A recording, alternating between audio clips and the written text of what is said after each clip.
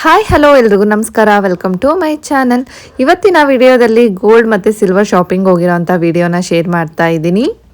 ಇವತ್ತು ಶಾಪಿಂಗ್ಗೆ ನಾನು, ವಿನಯ್ ಮತ್ತು ನಿಧಿ 3 ಜನ ಹೋಗ್ತಾ ಇದ್ದೀವಿ. ಮಂಡಿಪೇಟೆಗೆ ಹೋಗ್ತಾ ಇದ್ದೀವಿ. ಮಂಡಿಪೇಟೆಯಲ್ಲಿರೋಂಥ ಕುಮಾರ್ ಜ್ಯುವೆಲರ್ಸ್ಗೆ ಬಂದಿದ್ದೀನಿ.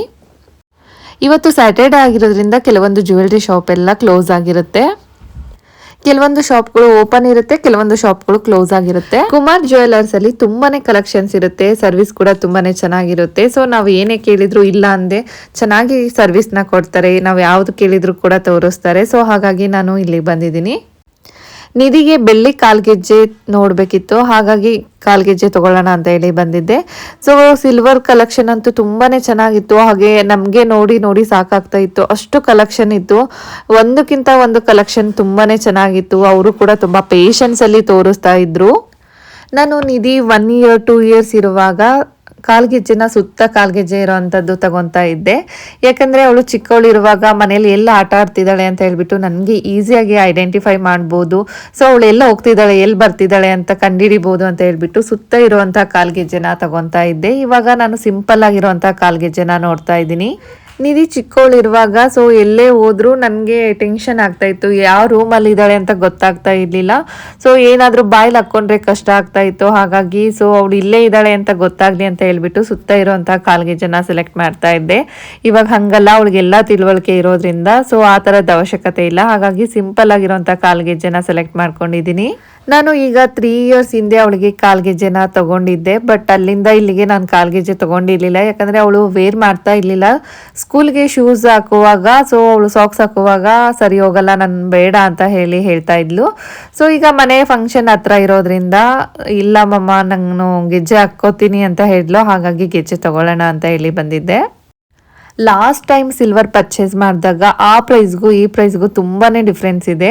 ಹಾಗೆ ಇಲ್ಲಿ ನಾನು ಮಾಟಿ ನೋಡ್ತಾ ಇದ್ದೆ. ಮಾಟಿ 5 ಗ್ರಾಮಿಂದ ಸ್ಟಾರ್ಟ್ ಆಗಿ 3 ತೊಲದವರೆಗೂ ಮಾಟಿ ಇತ್ತು. ತುಂಬಾ ಡಿಸೈನ್ಸ್ ಇತ್ತು. ಹಾಗೆ ಒಂದು ಮಾಟಿ ಅಂತೂ ತುಂಬಾ ಇಷ್ಟ ಆಯಿತು ನನಗೆ. ಹಾಗಾಗಿ ಸೊ ಅದು ಎಷ್ಟು ತೊಲ ಇದೆ ಅಂತ ಹೇಳಿಬಿಟ್ಟು ಕೇಳಿದೆ. ಅದು 2.5 ತೊಲ ಇರೋದಕ್ಕೆ, ಅದಕ್ಕೆ 3.5 ಲಕ್ಷ ಆಗುತ್ತೆ ಅಂತ ಹೇಳಿದರು. ಈ ಮಾಟಿ ಅಂತೂ ವೇರ್ ಮಾಡಿದಾಗ ತುಂಬಾ ಚೆನ್ನಾಗಿ ಕಾಣಿಸ್ತಾ ಇತ್ತು. ತಗೊಳ್ಳೋದಕ್ಕೆ ಇಷ್ಟ ಇದ್ರು. ಪ್ರೈಸ್ ನೋಡಿದ್ರು ಅಪ್ಪ ಎಷ್ಟು ಕಾಸ್ಟ್ಲಿ ಇದೆ ಅಂತ ಅನ್ನಿಸ್ತಾ ಇತ್ತು. ಹಾಗಾಗಿ ನಾನು ತಗೊಳ್ಳೋದಕ್ಕೆ ಹೋಗಲಿಲ್ಲ, ಜಸ್ಟ್ ಹಾಗೆ ನೋಡ್ತಾ ಇದ್ದೆ. ಜುಮ್ಕಾ ಕಲೆಕ್ಷನ್ ಕೂಡ ತುಂಬಾ ಚೆನ್ನಾಗಿತ್ತು. ಒಂದಕ್ಕಿಂತ ಒಂದು ಡಿಸೈನ್ಸ್ ತುಂಬಾ ಚೆನ್ನಾಗಿದೆ. ಈ ಶಾಪಲ್ಲಂತೂ ಕಲೆಕ್ಷನ್ ತುಂಬ ವೆರೈಟಿ ಕಲೆಕ್ಷನ್ಸ್ ಇತ್ತು. ಜುಮ್ಕಾದಾಗಿರ್ಬೋದು, ಇಯರಿಂಗ್ಸ್ ಆಗಿರ್ಬೋದು, ಹಾರ ಆಗಿರ್ಬೋದು, ಲಾಂಗ್ ಚೈನ್ಸ್ ಆಗಿರ್ಬೋದು, ಸಿಕ್ಕಾಬಟ್ಟೆ ಡಿಸೈನ್ಸ್ ಇತ್ತು. ನಾವು ಹುಡುಗಿರು ಗೋಲ್ಡ್ ಶಾಪಿಗಾಗಲಿ ಬಟ್ಟೆ ಅಂಗಡಿಗಾಗಲಿ ಹೋದ್ರೆ ಬೆಳಿಗ್ಗೆ ಹೋದ್ರೆ ಸಂಜೆವರೆಗೂ ಟೈಮ್ ಸ್ಪೆಂಡ್ ಮಾಡ್ತೀವಿ. ಯಾಕಂದ್ರೆ ನಮಗೆ ಒಂದಕ್ಕಿಂತ ಒಂದು ನೋಡೋದಕ್ಕೆ ತುಂಬಾನೇ ಇಂಟ್ರೆಸ್ಟ್ ಇರುತ್ತೆ. ಬಟ್ ಇವಾಗಿನ ಪ್ರೈಸ್ ಅಂತೂ ಸಿಕ್ಕಾಬಟ್ಟೆ ರೈಸ್ ಆಗಿದೆ. ಗೋಲ್ಡ್ ಆಗಿರ್ಬೋದು, ಸಿಲ್ವರ್ ಆಗಿರ್ಬೋದು. ಮುಂಚೆ ಎಲ್ಲ ಎಷ್ಟು ಈಸಿಯಾಗಿ ನಾವು ಮಿಡಲ್ ಕ್ಲಾಸ್ ಅವರು ಬೈ ಮಾಡ್ಬೋದಿತ್ತು. ಬಟ್ ಈಗ ಅಷ್ಟು ಈಸಿಯಾಗಿ ಗೋಲ್ಡ್ ಆಗಲಿ ಸಿಲ್ವರ್ ಆಗಲಿ ಪರ್ಚೇಸ್ ಮಾಡೋ ಥರನೇ ಇಲ್ಲ. ಜಸ್ಟ್ ಏನು ಈಗ ನಾವು ನೋಡಿಕೊಂಡು ಕಣ್ ತುಂಬಿಸ್ಕೋಬೇಕು, ಆ ರೇಂಜ್ಗೆ ರೇಟ್ ಹೋಗ್ಬಿಟ್ಟಿದೆ.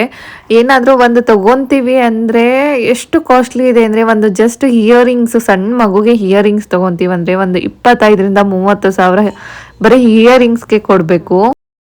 ಮುಂಚೆ ಎಲ್ಲ ನಾವು ದೊಡ್ಡವ್ರಿಗೆ 25,000 to 30,000ಕ್ಕೆ ಎಷ್ಟು ಚೆನ್ನಾಗಿರೋಂಥ ಇಯರಿಂಗ್ಸು ಸಿಕ್ತಿತ್ತು. ಬಟ್ ಈಗ ಒಂದು 20,000 30,000 ತಗೊಂಡು ಹೋದ್ರೆ ಜ್ಯುವೆಲ್ರಿ ಶಾಪಲ್ಲಿ ಏನೂ ಬರೋದಿಲ್ಲ. ಸೊ ಆ ರೇಂಜ್ಗೆ ರೇಟ್ ಹೋಗ್ಬಿಟ್ಟಿದೆ. ಜಸ್ಟ್ ನಾವು 1 ತೊಲ ನಾವು ಏನಾದರೂ ಗೋಲ್ಡ್ನ ಪರ್ಚೇಸ್ ಮಾಡ್ತೀವಿ ಅಂದರೆ ಮಿನಿಮಮ್ 1,60,000 to 70,000 ಬೇಕೇ ಬೇಕು. ಯಾಕಂದರೆ ಟ್ಯಾಕ್ಸ್ ಹಾಕ್ತಾರೆ, ಆಮೇಲೆ ಮೇಕಿಂಗ್ ಚಾರ್ಜಸ್ ಎಲ್ಲ ಹಾಕ್ತಾರೆ. ಸೊ ಹಾಗಾಗಿ ಇವಾಗ ಗೋಲ್ಡ್ ತೊಗೊಳೋದಂತೂ ತುಂಬಾ ಕಷ್ಟ ಆಗಿದೆ. ಹಾಗೆಯೇ ಇಲ್ಲಿ ಡೈಮಂಡ್ ಮೇಲೆ ಆಫರ್ ಕೂಡ ನಡೀತಾ ಇತ್ತು. ಸೊ ಹಾಗಾಗಿ ಡೈಮಂಡ್ ಸೆಕ್ಷನ್ಗೆ ಬಂದಿದ್ದೆ. ಒಂದ್ಸರಿ ಡೈಮಂಡ್ ವೇರ್ ಮಾಡಿ ನೋಡೋಣ ಅಂತ ಹೇಳಿಬಿಟ್ಟು ನಾನು ನಿಧಿಗೆ ವೇರ್ ಮಾಡಿ ನೋಡ್ತಾ ಇದ್ದೀನಿ. ಯಾಕಂದರೆ ಅವಳಿಗೆ ಒಂದು ನೆಕ್ಲೆಸ್ನ ತಗೋಬೇಕಿತ್ತು. ಸೊ ಯಾವ ರೀತಿ ಕಾಣಿಸ್ತಾ ಇದೆ ಅಂತ ಹೇಳ್ಬಿಟ್ಟು ಒಂದ್ಸರಿ ನೋಡೋಣ ಅಂತ ಹೇಳ್ಬಿಟ್ಟು ನಿಧಿಗೆ ನೋಡ್ತಾ ಇದ್ದೀನಿ. ನಿಧಿ ಅಂತೂ ಸಿಕ್ಕಾಬಟ್ಟೆ ಖುಷಿ ಆಗಿದ್ದಾಳೆ. ಮಮ್ಮಿ ಕೊಡಿಸ್ತೀಯಾ ಅಂತ ಕೇಳ್ತಾ ಇದ್ಲು. ಈಗಿರೋ ರೇಟಲ್ಲಿ ಇವಾಗ ಬೇಡ, ನೆಕ್ಸ್ಟ್ ಟೈಮ್ ಯಾವಾಗಲಾದರೂ ಕೊಡಿಸ್ತೀನಿ ಅಂತ ಹೇಳಿಬಿಟ್ಟು ಅವಳಿಗೆ ಕರ್ಕೊಂಡು ಬಂದೆ. ತುಂಬಾ ಚೆನ್ನಾಗಿತ್ತು ಡೈಮಂಡ್ ಕಲೆಕ್ಷನ್ಸ್ ಕೂಡ. ಮುಂಚೆ ಎಲ್ಲ ಇವ್ರ ಶಾಪಲ್ಲಿ ಡೈಮಂಡ್ ಕಲೆಕ್ಷನ್ ಇರಲಿಲ್ಲ, ಇತ್ತೀಚೆಗೆ ಡೈಮಂಡ್ ಕಲೆಕ್ಷನ್ಸ್ ಕೂಡ ಇದೆ. ತುಂಬಾ ಚೆನ್ನಾಗಿದೆ ಡೈಮಂಡ್ ಕಲೆಕ್ಷನ್ಸ್ ಕೂಡ. ನೆಕ್ಲೆಸ್ ಆಗಿರ್ಬೋದು, ಇಯರಿಂಗ್ಸ್ ಆಗಿರ್ಬೋದು, ಒಂದಕ್ಕಿಂತ ಒಂದು ಡಿಸೈನ್ಸ್ ತುಂಬಾ ಚೆನ್ನಾಗಿತ್ತು. ಹಾಗೆ ನಿಧಿಗೆ ಈ ನೆಕ್ಲೆಸ್ನ ಹಾಕಿ ನೋಡಿದ್ರೆ ತುಂಬಾ ಚೆನ್ನಾಗಿ ಕಾಣಿಸ್ತಾ ಇದ್ಲು. ಅವಳಿಗೂ ಕೂಡ ತುಂಬಾ ಚೆನ್ನಾಗಿ ಸೆಟ್ ಆಗ್ತಾ ಇತ್ತು. ಸೊ ಜಸ್ಟ್ ಹಂಗೆ ನೋಡಿದ್ದು, ನಾನೇನು ಇವಾಗ ಪರ್ಚೇಸ್ ಮಾಡಿಲ್ಲ. ಯಾಕಂದರೆ ರೇಟ್ ಕೂಡ ತುಂಬಾ ಕಾಸ್ಟ್ಲಿ ಇತ್ತಲ್ವಾ. ನೆಕ್ಸ್ಟ್ ಟೈಮ್ ಯಾವಾಗಲಾದರೂ ತೊಗೊಳ್ಳೋಣ ಅಂತ ಅಂದ್ಕೊಂಡ್ವಿ. ಲಾಂಗ್ ಚೈನ್ ಕಲೆಕ್ಷನ್ಸ್ ಕೂಡ ತುಂಬಾ ಚೆನ್ನಾಗಿತ್ತು, ಒಂದಕ್ಕಿಂತ ಒಂದು ಕಲೆಕ್ಷನ್ಸ್ ತುಂಬಾ ಚೆನ್ನಾಗಿತ್ತು. ಮದುವೆಗೆ ಗೋಲ್ಡ್ ಪರ್ಚೇಸ್ ಮಾಡ್ತೀವಿ ಅಲ್ವಾ, ಆ ಟೈಮಲ್ಲಿ ಲಾಂಗ್ ಚೈನು ಹಾಗೆ ನೆಕ್ಲೇಸು ಎಲ್ಲ ಸೆಟ್ ಮಾಡ್ಕೊಳ್ಳೋದಕ್ಕೆ ಈ ರೀತಿಯಾಗಿ ರೆಡಿಯಾಗಿರುವಂತಹ ಜ್ಯುವೆಲ್ರಿ ಲಾಂಗ್ ಚೈನ್ಸ್ ಎಲ್ಲ ಇದ್ದರೆ ತುಂಬ ಈಸಿಯಾಗಿ ನಾವು ಸೆಲೆಕ್ಟ್ ಮಾಡ್ಕೋಬೋದು. ಇಲ್ಲಾಂದರೆ ನಾವು ಮಾಡೋದಕ್ಕೆ ಪ್ಯಾಟ್ರನ್ಸ್ ನೋಡಿ ಮಾಡೋದಕ್ಕೆ ಕೊಟ್ಟೋಗಿ ಅಂತ ಹೇಳ್ತಾರೆ. ಅದಕ್ಕಿಂತ ಈ ರೀತಿಯಾಗಿ ಡೈರೆಕ್ಟಾಗಿ ನೋಡಿ ವೇರ್ ಮಾಡಿ ತೊಗೊಳ್ಳೋದು ತುಂಬಾ ಈಸಿಯಾಗಿರುತ್ತೆ. ಲಾಸ್ಟ್ ಟೈಮ್ ಈಗ 2-3 ಇಯರ್ಸ್ ಹಿಂದೆ ನಾನು ಬೆಳ್ಳಿನ ತೊಗೊಂಡಿದ್ದೆ. ಆವಾಗ ಅವಳಿಗೆ ಕಾಲ್ಗೆಜ್ಜೆ ತೊಗೊಂಡಾಗ 6 ತೊಲಕ್ಕೆ ತೊಗೊಂಡಿದ್ದೆ.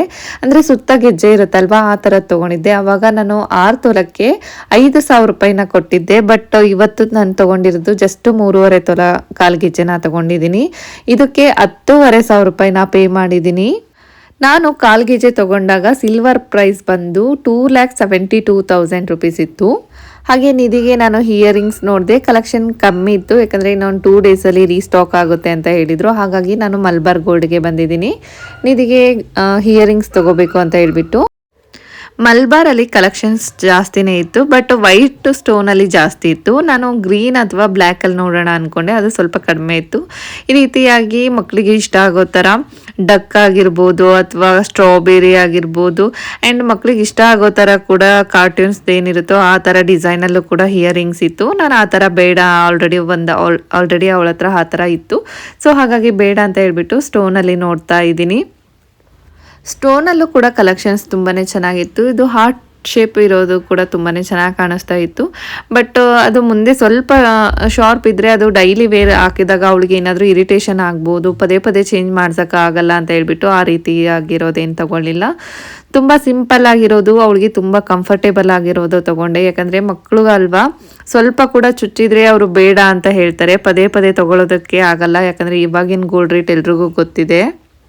ಸೊ ನಾನು ಅವಳಿಗೆ ತೆಗೆಸಿ ನಾನು ಇಯರಿಂಗ್ಸ್ ಹಾಕುವಾಗ ಅವಳು ಅಳ್ಬೋದೇನೋ ಅಂತ ಅಂದ್ಕೊಂಡೆ. ಬಟ್ ಅವಳು ಏನೂ ಅಳಲಿಲ್ಲ, ಸುಮ್ಮನೆ ಕೂತ್ಕೊಂಡಿದ್ಲು. ಅವಳಿಗಂತೂ ಸಿಕ್ಕಾಪಟ್ಟೆ ಖುಷಿ ಆಗ್ತಾ ಇತ್ತು, ಯಾಕಂದರೆ ಏನೋ ಚೇಂಜ್ ಕಾಣ್ತಾ ಇದ್ದೀನಿ ಅಲ್ವಾ ಅಂತ ಕೇಳ್ತಾ ಇದ್ಲು.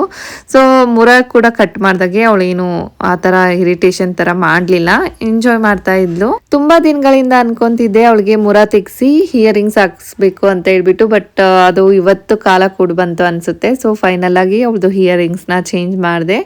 ಇವತ್ತಿನ ವ್ಲಾಗ್ನ ಇಲ್ಲಿಗೆ ಎಂಡ್ ಮಾಡ್ತಾ ಇದ್ದೀನಿ. ವಿಡಿಯೋ ಇಷ್ಟ ಆದರೆ ಪ್ಲೀಸ್ ಒಂದು ಲೈಕ್ ಮಾಡಿ, ಶೇರ್ ಮಾಡಿ, ಕಾಮೆಂಟ್ ಮಾಡಿ. ಇನ್ನು ಯಾರೆಲ್ಲ ನನ್ನ ಚಾನಲ್ನ ಸಬ್ಸ್ಕ್ರೈಬ್ ಆಗದೆ ನೋಡ್ತಾ ಇದ್ದೀರಾ, ಪ್ಲೀಸ್ ಹೋಗಿ ಸಬ್ಸ್ಕ್ರೈಬ್ ಮಾಡ್ಕೊಡಿ. ಹಾಗೆ ಪಕ್ಕದಲ್ಲಿರುವಂಥ ಬೆಲ್ ಐಕನ್ನ ಕ್ಲಿಕ್ ಮಾಡಿ. ಬೆಲ್ ಐಕನ್ನ ಕ್ಲಿಕ್ ಮಾಡೋದ್ರಿಂದ ನನ್ನ ಎಲ್ಲ ವಿಡಿಯೋಗಳ ನೋಟಿಫಿಕೇಶನ್ ನಿಮಗೆ ಬರುತ್ತೆ. Thank you for watching.